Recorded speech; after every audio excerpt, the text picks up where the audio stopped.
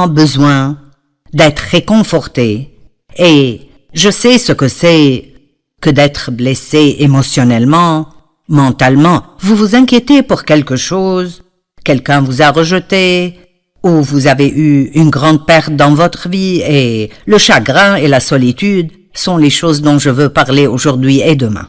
Et c'est quelque chose que, d'un côté, c'est naturel de passer par un processus de deuil, mais si vous le laissez continuer trop,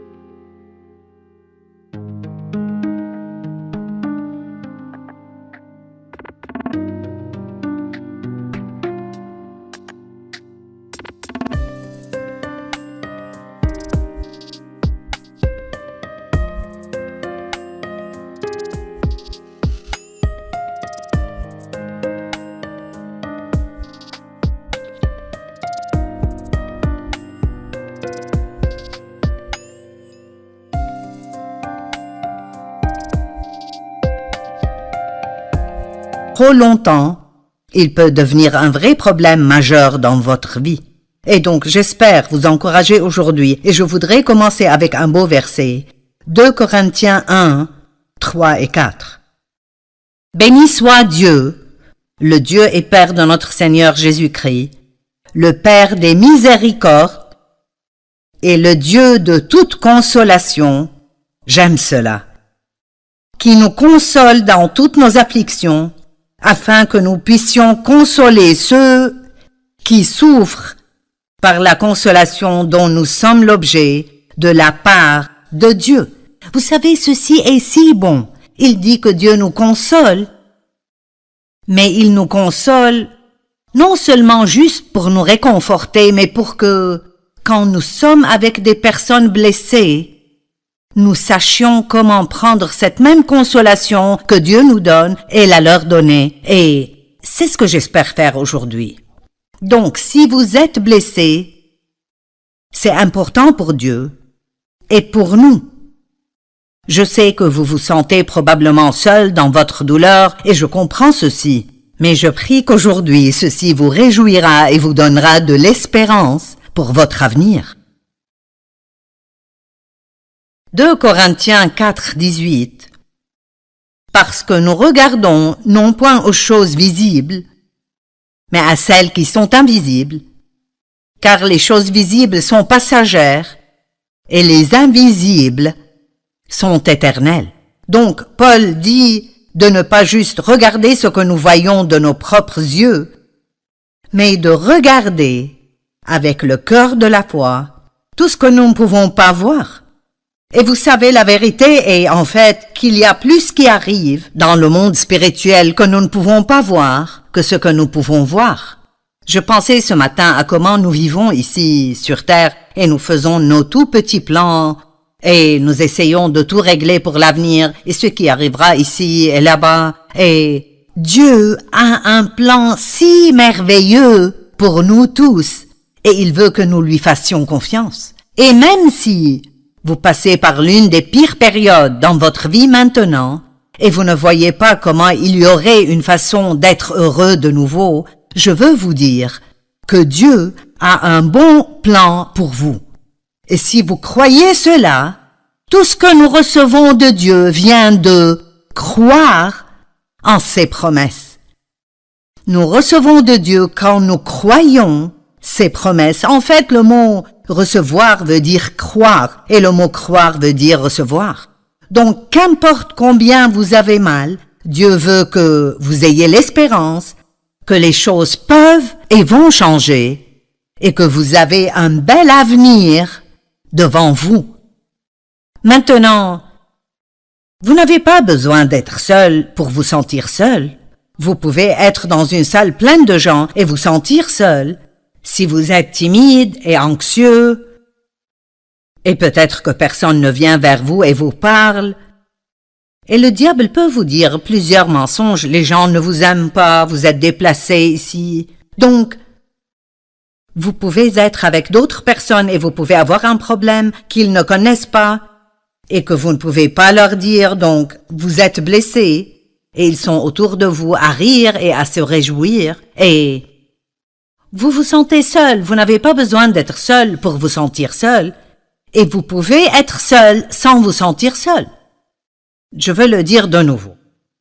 Vous n'avez pas besoin d'être seul pour vous sentir seul et vous pouvez être seul sans vous sentir seul parce que la vérité est que nous ne sommes jamais seuls parce que Dieu dit qu'il ne nous laissera et ne nous abandonnera jamais. Maintenant, je comprends que nous voulons quelque chose que nous pouvons voir et toucher, mais si vous vous sentez seul parce que vous vivez seul, la chose à faire et de demander que Dieu vous dirige dans ce que vous faites. Parfois, quand nous sommes blessés, nous voulons ne rien faire et nous voulons que quelqu'un vienne et qu'il fasse quelque chose pour nous. Mais je vous dis que n'importe combien vous vous sentez seul, il y a d'autres personnes autour de vous qui se sentent tout aussi seules et ce que vous pouvez faire est de tendre la main vers quelqu'un d'autre et l'aider. Mais parlons de raisons pour le chagrin et la solitude. On m'a dit que le chagrin et la solitude sont deux des problèmes majeurs dans notre société aujourd'hui. Et je veux dire que le deuil après une grande perte est naturel et est nécessaire. Si vous ne vous laissez jamais faire cela, vous pouvez avoir beaucoup de douleurs coincées à l'intérieur de vous qui fait mal.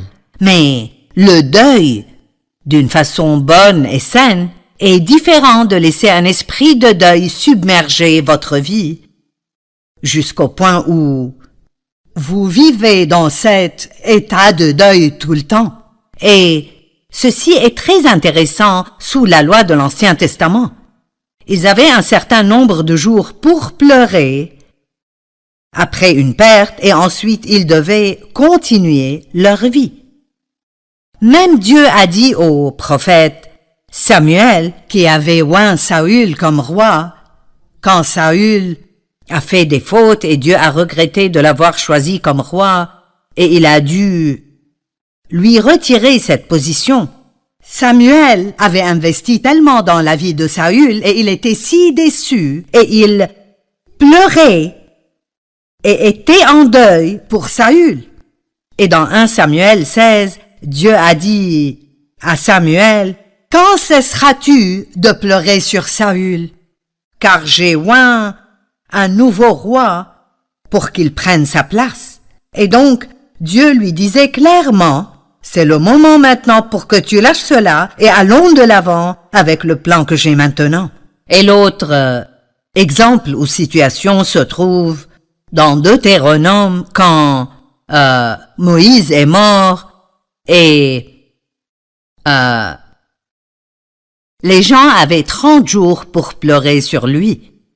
Et à la fin de ces 30 jours, Dieu a dit à Josué, « Moïse est mort, c'est le moment de continuer. » Je ne suggère pas que si vous avez perdu un proche que vous n'avez que 30 jours pour dépasser cela.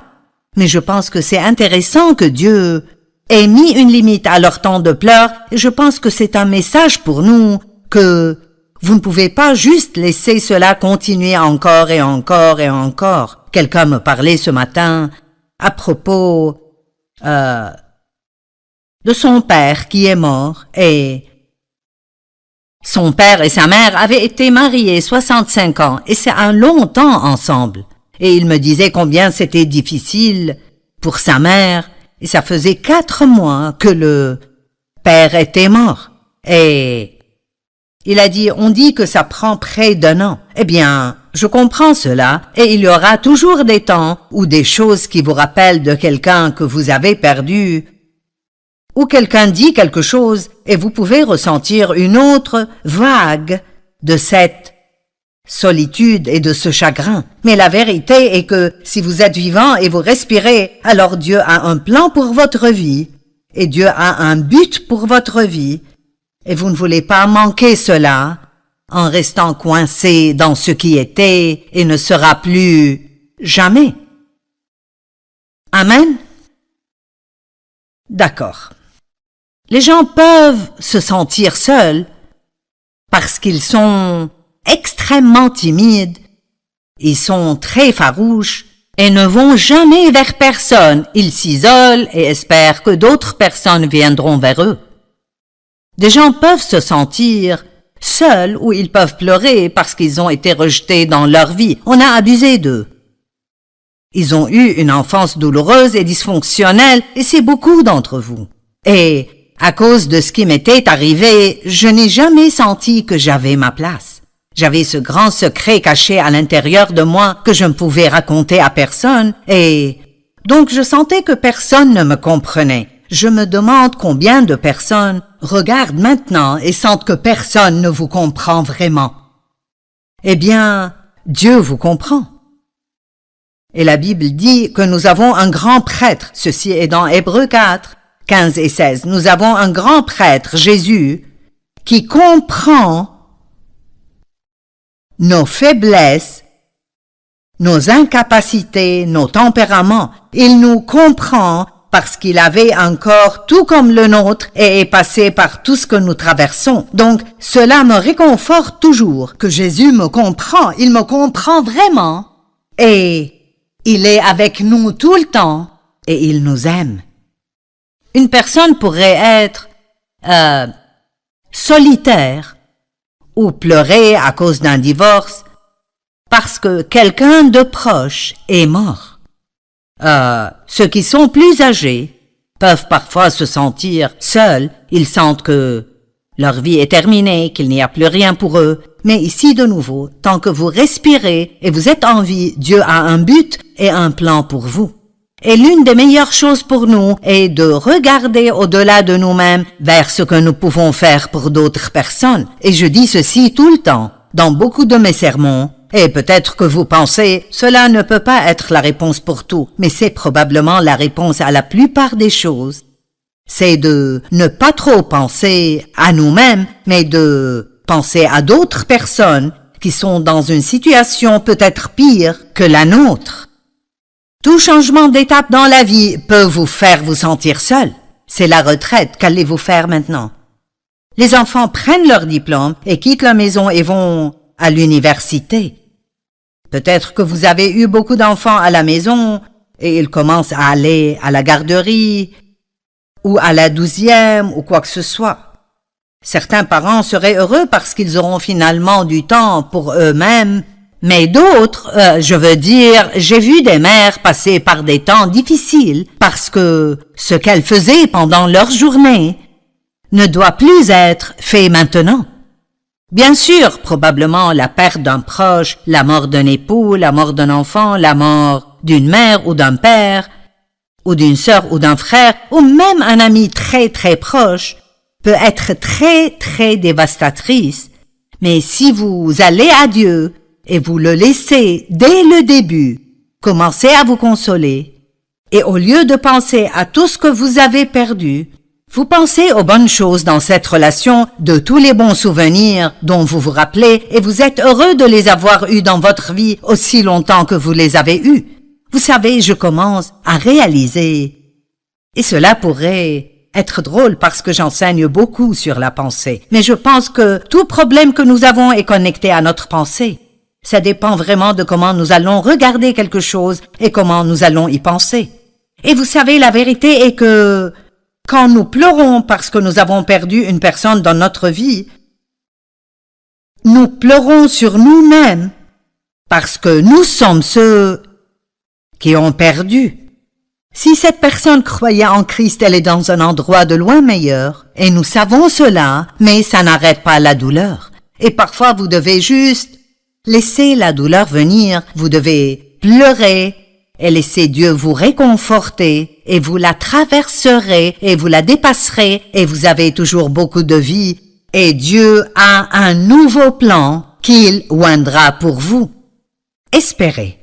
L'espérance est une attitude positive que quelque chose de bien arrivera avec vous.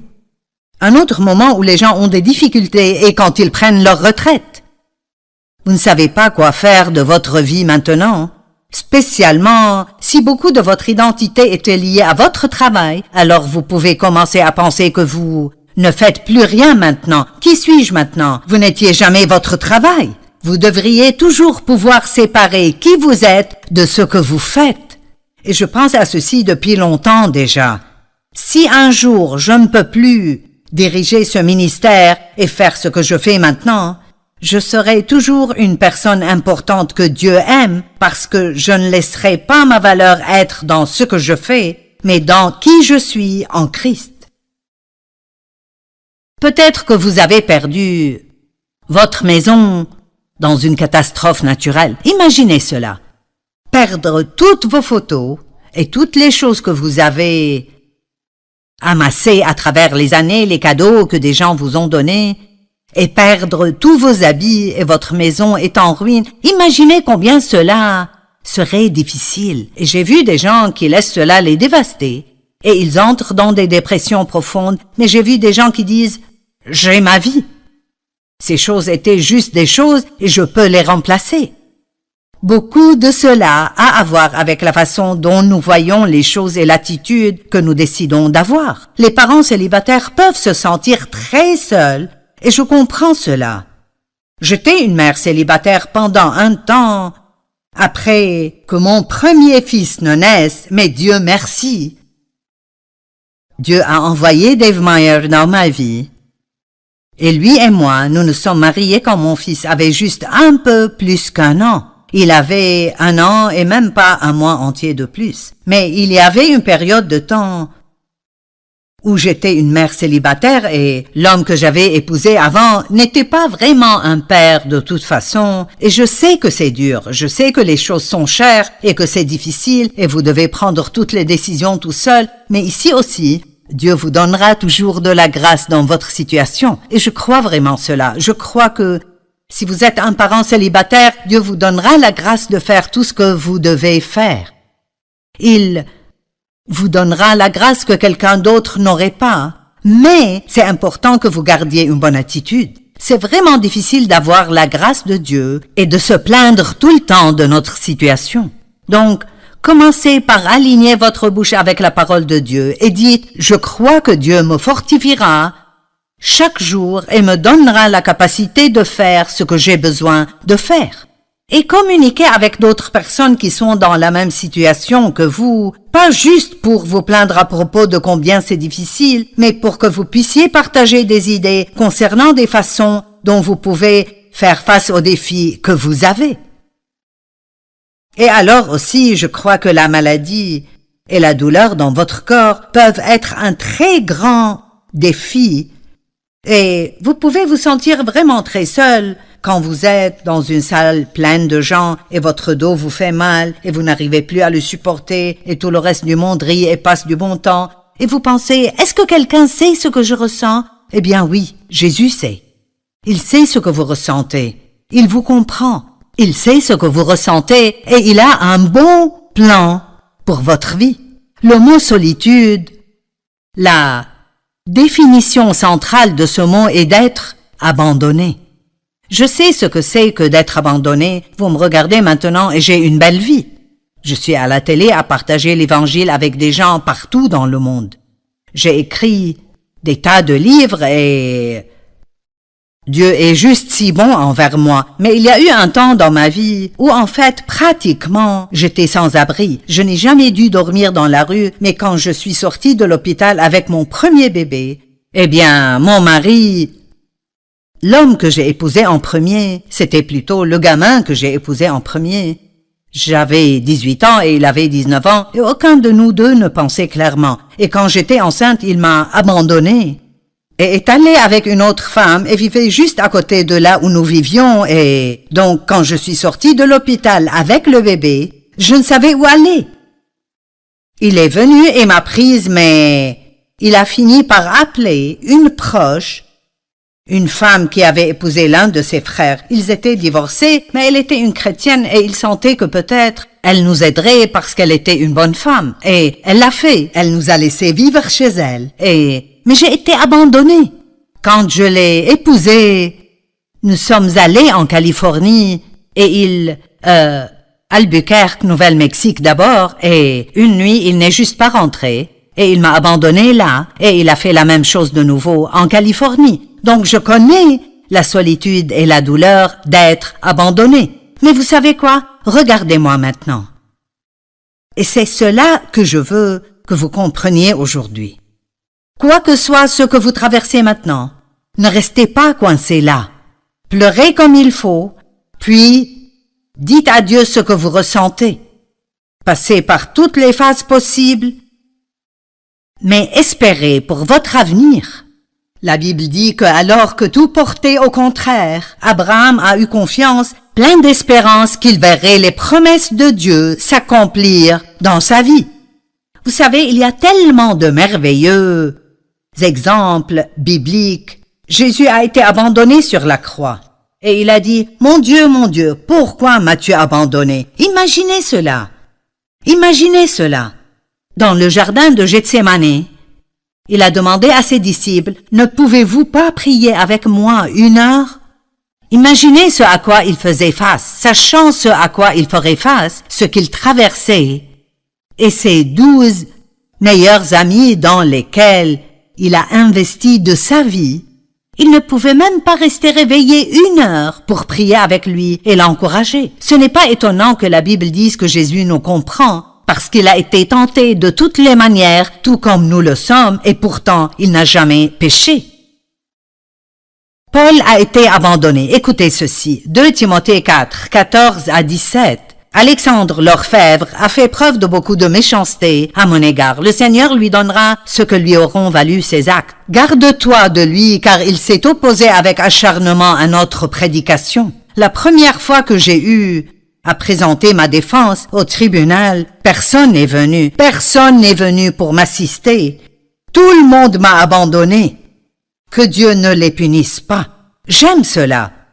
Il dit, regardez, personne ne m'a aidé, tout le monde m'a abandonné. Toutes ces personnes dans lesquelles Paul a investi de sa vie, quand il avait besoin d'eux, ils n'étaient pas là pour lui, mais sa première réaction était que Dieu ne les punisse pas. Écoutez, si vous pouvez prier des bénédictions sur les personnes qui vous ont blessé, vous êtes en chemin vers une grande percée. Mais écoutez, c'est le Seigneur qui m'a assisté. J'aime ceci. Vous ne sentez peut-être pas la présence de Dieu. Vous ne pouvez pas le voir de vos yeux physiques, mais Dieu est avec vous. Je veux que vous compreniez cela. Dieu est avec vous et il a un plan pour vous. Et toute chose doit arriver à sa fin, mais les fins engendrent toujours de nouveaux commencements. Pouvez-vous garder cela dans votre cœur? Les fins font toujours de la place pour de nouveaux commencements. Il n'y a rien que je puisse vous dire aujourd'hui qui soulagera la douleur que vous ressentez. Mais si vous allez de l'avant et ressentez la douleur d'une façon saine et vous laissez Dieu vous aider, vous pouvez sortir de cela comme quelqu'un qui est prêt à servir de problème en vous, mais en la personne qui vous a fait ça. Mais quand vous étiez enfant, vous ne saviez pas cela. Donc vous avez commencé à porter ce fardeau qu'il y a un problème en vous. Et ensuite, même quand vous recevez Christ, avant de vraiment renouveler votre pensée et de savoir qui vous êtes en lui, à chaque fois que vous faites la plus petite chose de la mauvaise façon, vous vous sentez coupable et condamné, parfois pendant des jours et des semaines à la fois. Je me sentais coupable quand je ne me sentais pas coupable. Et je suis sérieuse à ce sujet. Je veux dire, j'avais un grand problème avec le truc de la culpabilisation. Je le portais comme un fardeau invisible sur mon dos partout où j'allais. Et j'essayais d'enseigner la parole et de suivre l'appel de Dieu sur ma vie, mais j'avais un vrai problème avec ça. Combien d'entre vous ont des problèmes avec la culpabilisation? Allez, je veux voir. Jusqu'à maintenant? Et vous êtes un croyant depuis longtemps. Mais la Bible dit, si quelqu'un est en Christ, il est une nouvelle créature. Les choses anciennes sont passées, voici toutes choses sont devenues nouvelles. C'est 2 Corinthiens 5, 17. 2 Corinthiens 5, 21 dit, celui qui n'a point connu le péché, il l'a fait devenir péché pour nous, afin que nous devenions justice de Dieu en Christ. Donc quand il siège et je siège en lui, même quand je fais des fautes, Dieu me voit toujours, d'après la Bible amplifiée, comme étant juste devant lui. Bien que je fasse des fautes parce que mon cœur est droit et je veux faire ce qui est bon et je suis désolé d'avoir fait ces fautes, Dieu me voit toujours comme étant juste devant lui. Nous sommes justifiés en Christ, c'est-à-dire nous sommes changés. C'est comme si nous n'avions jamais péché. Allez, j'en ai assez que vous soyez en colère contre vous-même. Donnez-vous une pause. Jésus a fait le sacrifice final. Il n'y a plus de sacrifice nécessaire. Plus maintenant. Votre culpabilisation n'est pas la façon de payer pour vos péchés. Allez, si seulement une personne est libérée aujourd'hui, je peux rentrer chez moi heureuse. Mais j'espère que ce sera plus qu'une. Donc, je me souviens d'un incident en particulier.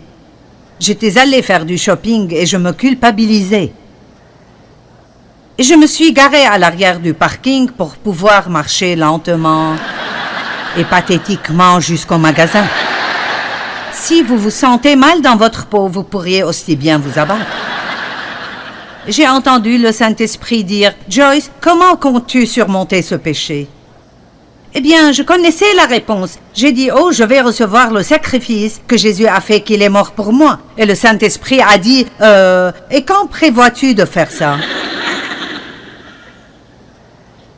Combien d'entre vous savent que Jésus est mort pour vos péchés? Combien d'entre vous croient qu'il a payé le prix de vos péchés?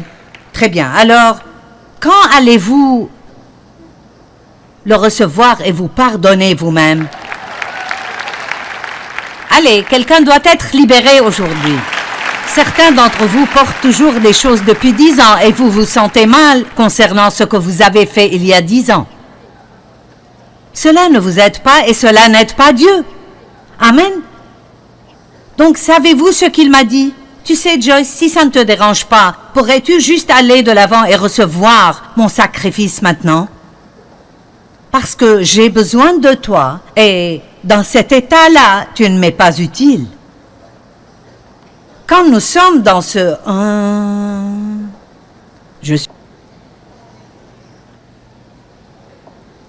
j'ai fait de vous mes outils choisis. Avec tout ce que nous faisons de mal, Dieu nous choisit et il nous utilise. Et la Bible dit qu'il le fait pour confondre ceux qui pensent être sages et utilisables et qui ont vraiment besoin d'humilité. Dieu utilise en fait les ordures. Ce que le monde considère comme étant ordure et le jette, Dieu l'utilise.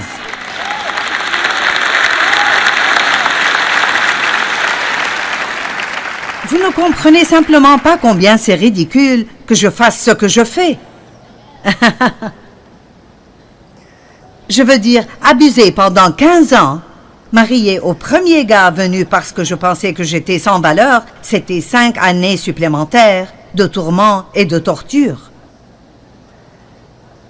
J'aurais voulu aller à l'université, mais je ne pouvais pas le faire parce que je voulais juste sortir de la maison de mon père et pouvoir prendre soin de moi pour que personne ne puisse plus jamais me contrôler. Et mes enseignants ont reconnu que j'étais douée pour l'écriture et ils voulaient vraiment que j'aie une bourse de journalisme. Eh bien, je n'ai jamais pu aller obtenir cette éducation pour écrire et j'ai écrit 135 livres.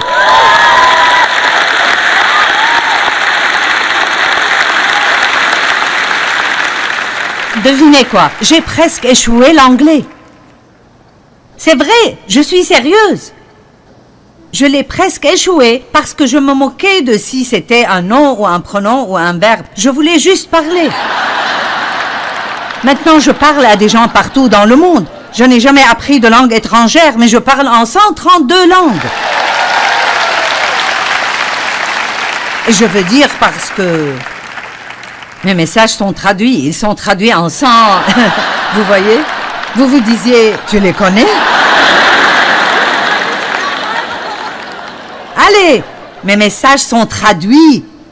Ce que nous faisons ici aujourd'hui sera vu partout dans le monde en 132 langues. Et donc, J'essaie de vous faire comprendre que toute chose que le diable a essayé de m'enlever, Dieu me l'a donné multipliée plusieurs fois et croyez-moi, il fera la même chose pour vous. Amen. Alléluia. Mais je veux que vous compreniez que je n'allais nulle part rapidement avant de dépasser cette condamnation. S'il vous plaît, écoutez-moi. Mais c'est ce que je ressens. C'est vrai, mais vous pouvez contrôler ce que vous dites. Et je vous le dis, j'ai dû dire probablement 1 million de fois, je suis la justice de Dieu en Christ, et je le dis toujours, tous les jours. Je suis la justice de Dieu en Christ. Et je dirais même, je me moque de si je me sens coupable, je sais que je ne suis pas coupable. Parfois, vous devez parler à vos sentiments et leur dire, vous n'allez pas me contrôler, vous ne me direz pas quoi faire. Je ne vis pas d'après ce que je ressens, je ne vis pas d'après ce que je vois, je suis une personne de la foi et je marche d'après la parole de Dieu. Donc, si la Bible dit, Dieu vous aime, donc sûrement Dieu vous aime. Qu'importe ce que vous pensez, la Bible dit, Dieu a un bon plan pour votre vie, donc Dieu a un bon plan pour votre vie. Soyez d'accord avec Dieu. Arrêtez d'être d'accord avec le diable et vous verrez peut-être de grandes choses arriver dans votre vie. C'est si merveilleux de tout faire, de cette position de nous reposer en Dieu. Mais vous ne vous reposerez dans aucune autre région de votre vie avant d'apprendre comment vous reposer en Dieu à votre propos. Oui, j'ai entendu ce « aïe » au fond. Combien de personnes ici ne s'aiment pas eux-mêmes? Je n'aimais pas ma personnalité et je pensais que j'étais trop insolente et effrontée. Je n'aimais pas ma voix. Et je sais que ça n'arrivera pas parce que si j'étais aussi bonne, je serais si vaniteuse que Dieu ne pourrait pas m'utiliser.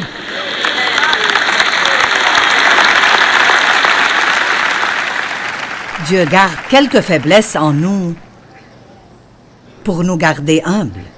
Et jusque-là, je n'ai prêché aucun mot de mon message.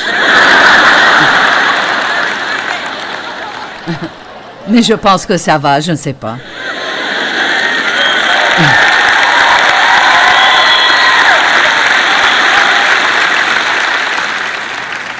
Je veux que vous mettiez une fin à la guerre que vous avez avec vous-même.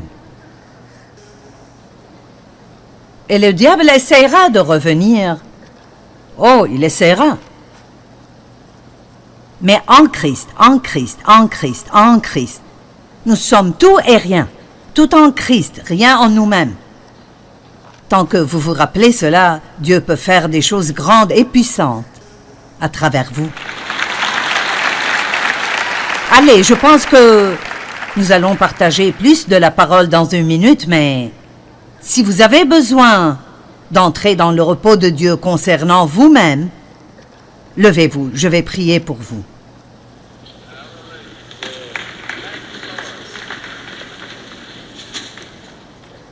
C'est merveilleux parce que c'est presque 80% de l'Église. Oh, ceci est si bien, si bien. Père, je prie pour toutes ces personnes merveilleuses pour lesquelles tu as envoyé ton Fils mourir. Tu as payé le prix pour eux, pour qu'ils puissent savoir qui ils sont en toi. Nous sommes tous des épaves en nous-mêmes, mais en toi, nous pouvons faire de grandes choses. Je chasse l'esprit démoniaque de la culpabilisation, de la haine de soi, de l'aversion de soi, du doute. Et je prie que chacune de ces personnes sorte d'ici étant entrées dans ton repos concernant qui ils sont et où ils sont dans leur marche avec toi. Et ils jouiront d'où ils sont en chemin vers où ils vont. Nous allons de gloire en gloire en gloire et je prie qu'ils jouissent de la gloire où ils sont alors qu'ils vont à la suivante. Je prie une bénédiction sur vous, que vous ayez la paix concernant qui vous êtes et où vous êtes dans votre marche avec Dieu, Vous vous asseyez, vous vous tenez debout, vous marchez, et puis finalement vous pouvez courir votre course.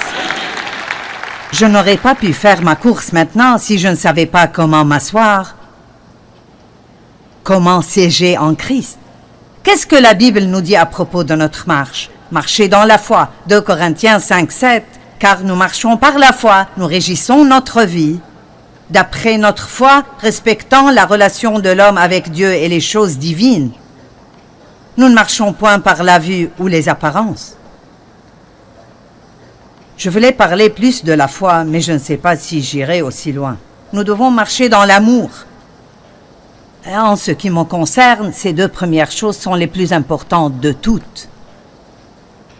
Je veux dire, l'apôtre a même dit dans l'un des épîtres que la raison même de toutes choses que nous faisons ici est de marcher dans la foi et demeurer dans l'amour. Car la foi n'agit que par l'amour, d'après Galates 5, 6. Qu'importe combien de foi nous avons, si nous ne savons pas que Dieu nous aime, cette foi ne sera jamais assez forte pour nous faire aider. Et marcher dans l'amour avec d'autres personnes est si important.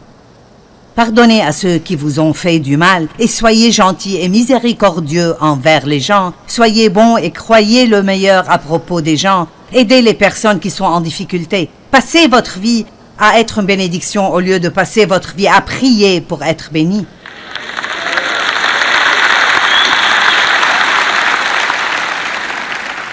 Marchez comme Christ marchait. Marchez pour plaire à Dieu, dit 1 Thessaloniciens 4, 1. Colossiens 3, 6 et 7 disent « Ne vous comportez pas comme les païens ».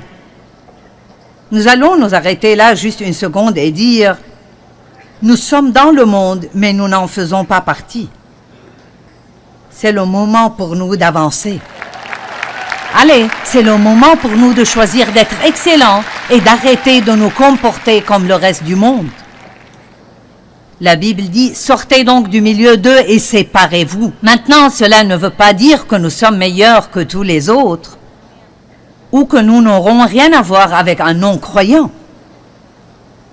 Nous devrions pas être proches et amis intimes de non-croyants, mais nous devons être leurs amis et nous devrions leur montrer l'amour parce que sinon, nous ne leur montrons pas Christ.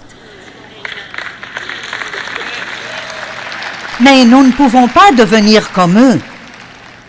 Je dis toujours, passez du temps avec les non-croyants tant que vous les affectez et ils ne vous infectent pas. Amen. Si nous ignorons et évitons tous les non-croyants, et là, de vous-même. La plupart d'entre nous pensent que si nous obtenons ce que nous voulons, si nous obtenons juste les choses que nous voulons, alors nous serons heureux. Mais la vérité est que les choses ne peuvent pas vous rendre heureux. Vous aurez peut-être un plaisir momentané, mais cette nouvelle chose devient une chose ancienne et ensuite vous devez avoir une autre chose pour vous rendre heureux. Mais j'ai trouvé, dans la parole de Dieu et d'après ma propre expérience, et l'expérience est importante parce que la Bible dit que nous apprenons par la parole de Dieu et les expériences de la vie. Et quand je lis quelque chose dans la Bible qui est une promesse, mais ensuite j'en fais l'expérience, ça rend cela doublement plus efficace. Et donc, la Bible nous enseigne que l'une des façons dont nous pouvons vraiment être heureux, et j'ai découvert cela de la parole et de mon expérience, c'est d'arrêter de penser à vous-même et de faire autant que vous le pouvez pour d'autres personnes.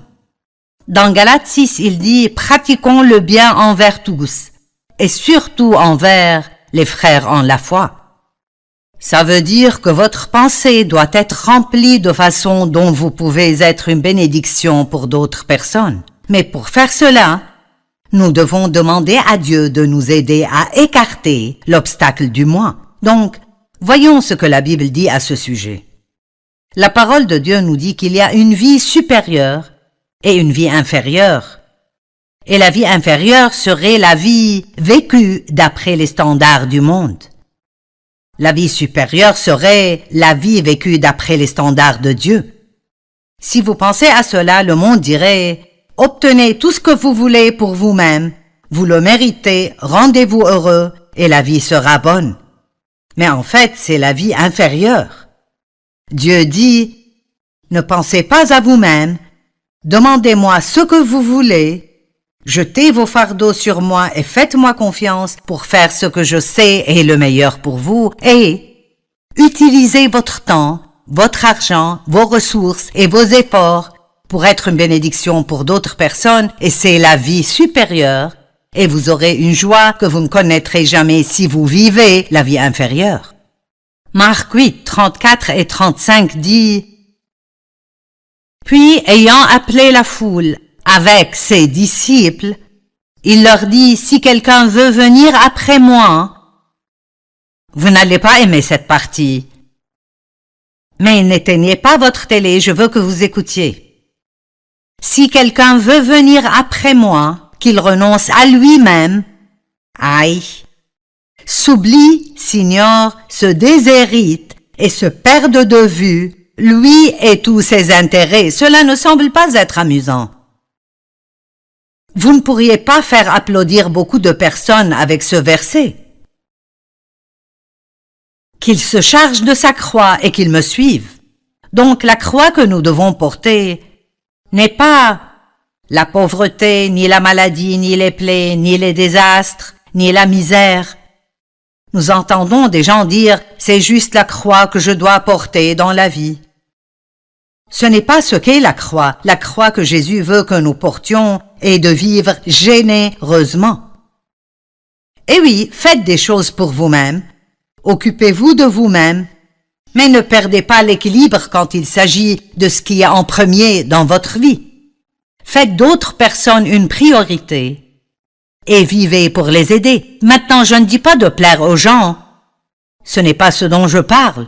Mais quand vous aidez d'autres personnes à cause de votre amour pour Dieu, vous plaisez alors à Dieu.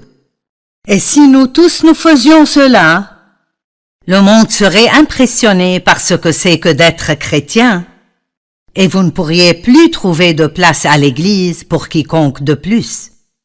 Le problème est que nous prêchons aux gens et ensuite ils nous voient faire l'opposé. Mais une chose que vous ne pouvez pas ignorer est le véritable amour. Vous savez, nous faisons beaucoup de travail missionnaire et je crois vraiment que beaucoup de personnes ont tellement de douleur qu'ils ne peuvent pas entendre ce que vous leur prêchez.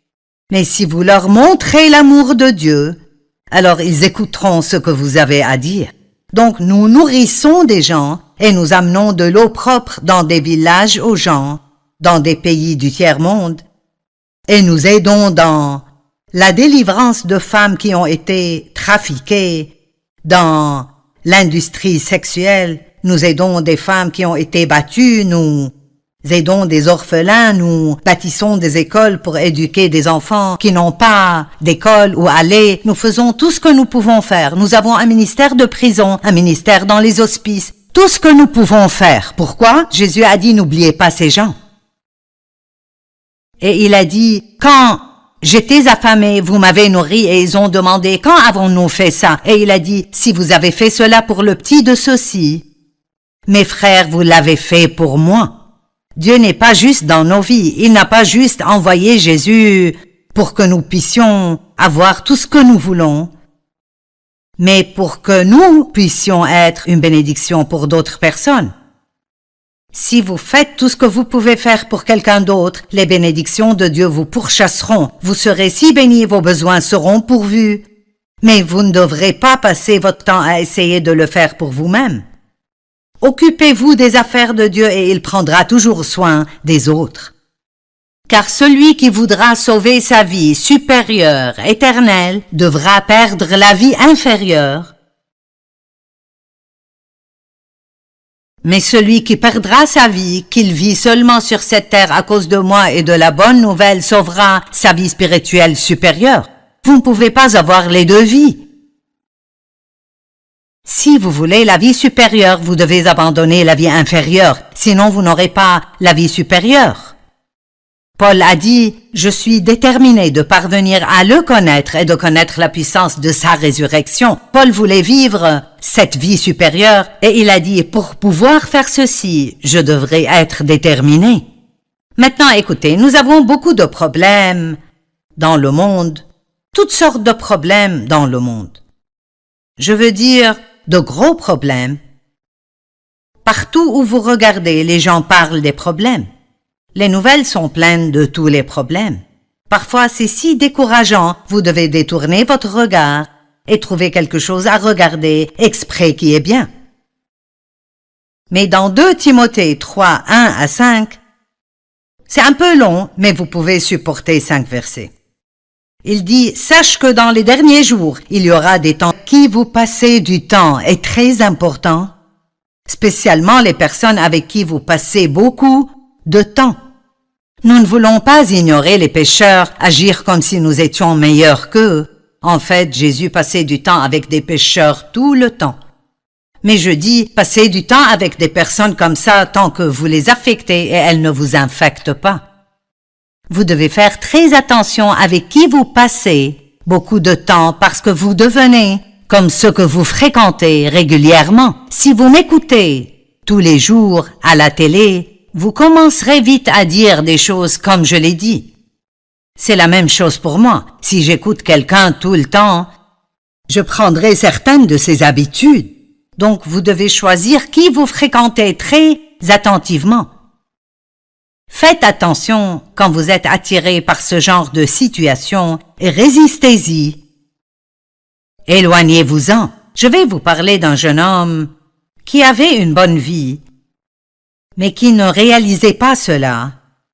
Et il voulait que son père lui donne son héritage, bien qu'il fût toujours un jeune homme. Et la chose que vous ne comprenez pas à propos de la culture où il vivait est que c'était si insultant de dire à votre père « Donne-moi mon héritage » parce qu'essentiellement il disait « J'aimerais que tu sois mort pour avoir l'argent ». C'est intéressant pour moi que le père lui a donné ce qu'il voulait. Et vous savez, parfois, Dieu nous donne ce que nous voulons pour nous prouver que ce n'est pas vraiment ce que nous voulons. Après tout, savez-vous que certaines des choses que vous pensez peut-être vouloir pourraient être les pires des choses pour vous? Donc vous devez faire attention à combien vous essayez dur d'obtenir ce que vous voulez et vous assurer que vous laissez Dieu vous donner ce qu'il veut que vous ayez. Mais voici l'histoire. Le fils plus jeune dit à son père, il y a 2 frères dans cette histoire. « Mon père, donne-moi ma part d'héritage. » Maintenant, j'ai encerclé les mots « donne-moi » parce que ces 2 mots sont ce qui a presque ruiné sa vie. Et savez-vous ce dont le monde est rempli aujourd'hui? Des gens qui disent « donne-moi, donne-moi, donne-moi ». Ils ne cherchent pas à donner ou à être une bénédiction, ils cherchent ce que tout le reste du monde peut faire pour eux. Et le père fit le partage de ses biens entre ses fils. Quelques jours plus tard, le cadet vendit tout ce qu'il avait reçu et s'en alla dans un pays lointain. Là, il gaspilla et perdit toute la fortune que son père lui avait donnée. Vous voyez, il n'était pas assez grand ou assez mature pour savoir comment s'occuper de ce genre de bénédiction comme il faut. Et parfois, nous ne comprenons pas pourquoi Dieu ne nous donne pas plus de ceci ou de cela, mais la vérité est que Dieu vous donnera ce que vous pouvez gérer. Si vous vous rendez misérable parce que vous voulez des choses que vous n'avez pas, pourquoi ne pas dire « Dieu, je veux ta volonté ». Ne me donne pas ce que je demande si ce n'est pas ce que tu veux que j'ai. Maintenant, écoutez. Il gaspilla sa fortune en menant grande vie. Lorsqu'il eut dépensé tout ce qu'il avait, une grande famine survint dans ce pays et il commença à se trouver dans le besoin. Il se trouva donc du travail à garder les pourceaux. Son boulot était de nourrir les pourceaux. Mais avant longtemps, tout ce qu'il pouvait manger était la même chose que les pourceaux mangeaient. Voici ce jeune homme qui vivait à la maison avec un père riche qui l'aimait et avait une belle vie, mais il n'était pas satisfait. Peut-être que vous regardez aujourd'hui et vous vous êtes permis d'être insatisfait. Mais si vous y pensez vraiment et vous regardez autour de vous, vous avez une belle vie. Savez-vous que si vous vivez sous un toit et avez quelque chose à manger, vous êtes plus béni que probablement les 2/3 des gens dans le monde? C'est mauvais quand nous oublions nos bénédictions et nous regardons seulement à ce que nous n'avons pas. Donc il se retrouve à manger avec les cochons. Et j'aime la façon dont la Bible dit ceci. Elle dit étant rentré en lui-même. Et vous savez, beaucoup d'entre nous, nous avons besoin d'un réveil. Nous avons besoin d'un réveil dans notre vie. Avez-vous besoin de rentrer en vous-même? Avez-vous besoin de vous réveiller aujourd'hui? Vous êtes-vous éloigné de Dieu et est-ce un réveil pour vous? Vous savez, nous avons besoin de rester forts chaque jour, de garder notre foi active et nous accrocher à Dieu avec tout ce qu'on a. Ne laissez pas le monde vous l'enlever. Il est rentré en lui-même et il a réalisé, ici, je mange avec les cochons. Et il s'est dit, je sais ce que je ferai. J'irai à la maison, vers mon père, et je lui dirai, mon père, je ne suis plus digne d'être appelé ton fils. Mais me prendras-tu? Il a dit, je me lèverai, j'irai vers mon père, et je lui dirai, mon père, j'ai péché contre le ciel et contre toi, et Dieu est si bon.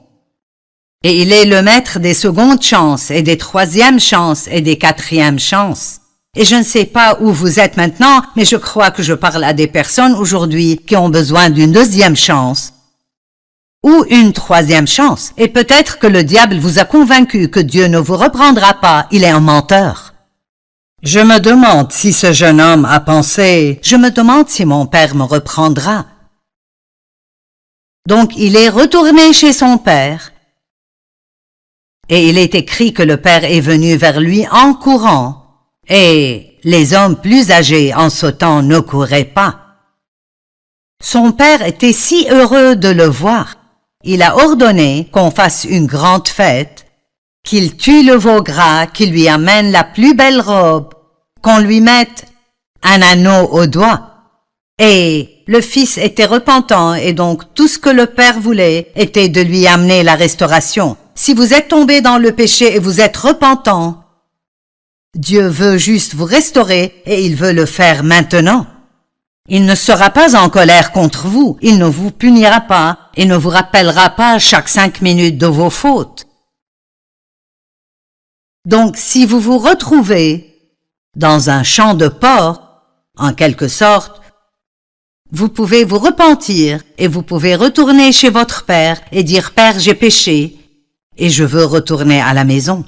Il y a un autre jeune homme dans la Bible qui est allé chez Jésus et a dit « Qu'est-ce que tu veux que je fasse? Qu'est-ce que je dois faire pour être juste devant toi pour faire ce que tu veux que je fasse? » Et il lui a dit « Garde mes commandements. » Et le jeune homme, si imbu de lui-même, a dit « Oh, j'ai fait cela, j'ai fait cela. » Et Jésus lui a dit « Il te manque encore une chose. » C'est quelque chose que nous devons réaliser, c'est que quoi que nous pensions avoir fait, il y a toujours quelque chose qui nous manque. Et c'est vraiment une bonne nouvelle parce que ça veut dire que qu'importe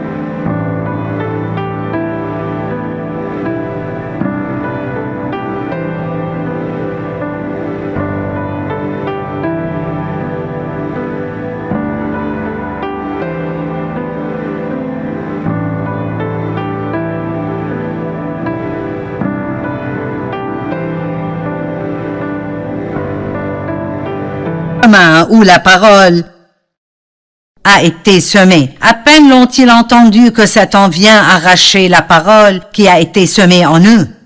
Puis il y a ceux qui reçoivent la semence sur le sol rocailleux. Quand ils entendent la parole, ils l'acceptent avec joie. Il dit ici, comme vous lisez l'histoire entière, que certains ont été offensés, d'autres sont trompés par la séduction de l'argent et des richesses.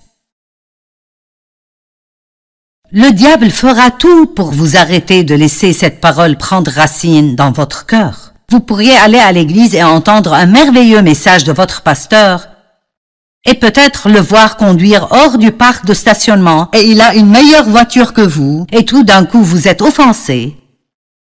Et vous le jugez et vous dites, eh bien, il ne devrait pas conduire une voiture comme ça. Vous n'êtes jamais jaloux de personne si vous avez ce qu'ils ont. Vous êtes jaloux de personnes qui ont plus que ce que vous avez. Et voici la morale de cette histoire. Vous auriez pu avoir aimé son message et ça aurait pu être une parole merveilleuse, mais si vous êtes offensé avant de rentrer chez vous, l'ennemi peut vous voler cela. Ne permettez pas à l'offense de ruiner votre relation avec Dieu. Matthieu 24 parle des signes de la fin des temps. Et dans le verset 10, il dit « Beaucoup seront offensés ». Il y a beaucoup de personnes en colère aujourd'hui. Il ne faut vraiment pas beaucoup pour mettre les gens en colère. Et l'une des raisons est que les gens sont si égoïstes et centrés sur soi que si vous ne leur donnez pas ce qu'ils veulent, ils se mettront en colère. Mais l'amour n'est pas aisément offensé. Une autre chose pour laquelle nous devons faire très attention est de ne pas penser à nous-mêmes excessivement. Essayez juste de vous enlever de votre pensée et de demander à Dieu qui vous pouvez aider. Romains 12, 1-3 dit « Je vous exhorte donc, frères et sœurs, par les compassions de Dieu, à offrir vos corps comme un sacrifice vivant, saint, agréable à Dieu, ce qui sera un culte raisonnable. Ne vous conformez pas au siècle présent, mais soyez transformés par le renouvellement de l'intelligence. Par la grâce qui m'a été donnée, je dis à chacun de vous de n'avoir pas de lui-même une trop haute opinion. Ou peut-être que ça